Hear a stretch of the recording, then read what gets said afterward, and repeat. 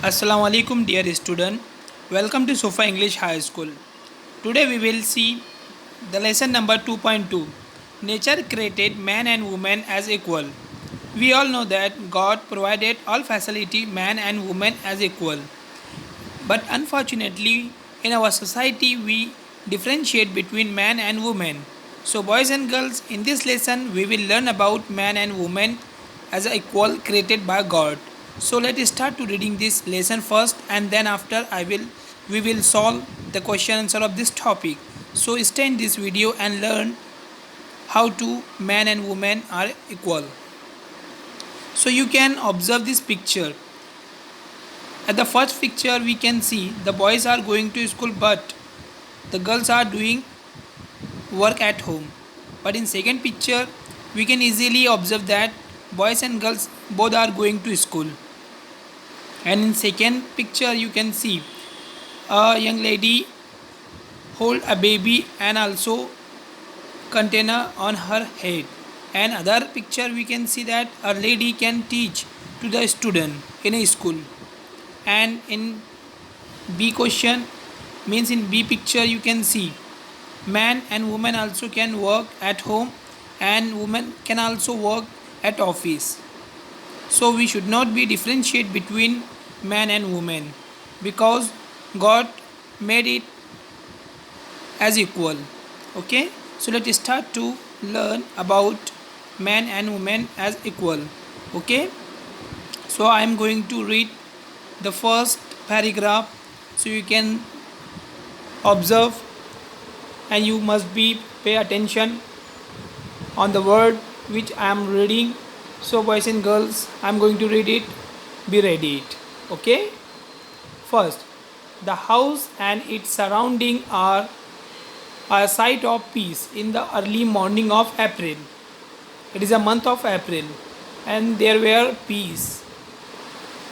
It nestles by the side of the small stream of crystal clear water. The stream tumbled down the green mountain only 2 miles or so away. There is a stretch of hundreds of acres of fertile land rolling with yellow mustard flowers. Between the mountain range and the house, a garden is in front of the house. Trees of many kinds bearing flowers of various hues and fruits grow on all sides of the house.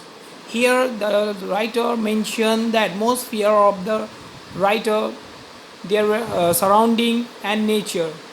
In the first paragraph we can observe that the nature surrounding are mentioned in the first paragraph. So let's start to learn a second paragraph. In second paragraph, the courtyard smell of jasmine which bloom in bunches of white pears. The fragrance mingles with the thin smoke that rise from sweet smelling incense stick. The burning incense sticks are glowing at the altar of God in the middle of the courtyard.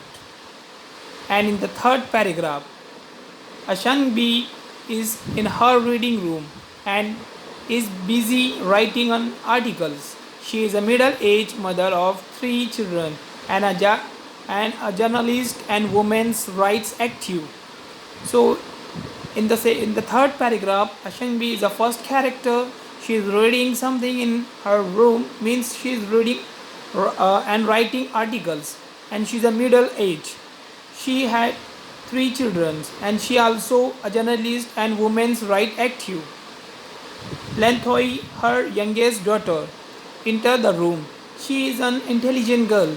Today she looks thoughtful and she takes a seat by her mother's side.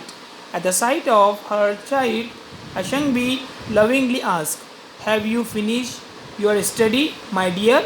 "Yes, mother, I finished it last night. Today being Sunday, I want to do something interesting," Lanthoi said, and wait for her mother's response. "Tell me what you want to do?"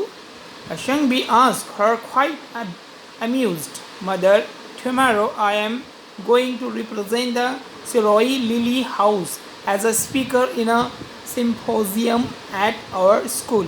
Symposium means a meeting at which experts have discuss on a particular subject. It's called symposium. At our school, the topic is God create men and women as equal. Will you spare some time to have a discussion with me? Lantoi presses on her mother's.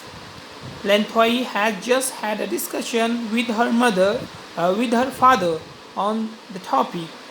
Tomba, her father, is a husband supportive of the activities of his wife and a loving father. He is a liar and a social worker who advocates the cause of women. He is always proud of his wife and the two daughters and the son.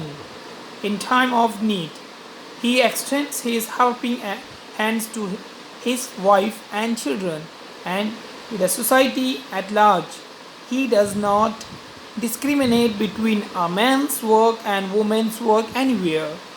He shares equally with his wife in doing the household char- chores like cleaning, washing, cooking, and feeding the children. Had he had not shared in these activities in the way he does, his wife would not have been a successful professional. He wholeheartedly believes in equality irrespective of classes, religious, and gender. In his discussion with his daughter, he laments over the great injustice done on women in the society, telling her, my dear child, the world is still full of inequalities. We have to find a way to bring equality between men and women. Her father's words are still ringing in the ear of Lanthoi, and she tells her mother of what her father has told her. Appreciative of her husband for his view, Ashangbi says, your father is right. In no society does women enjoy the same opportunities enjoyed by men.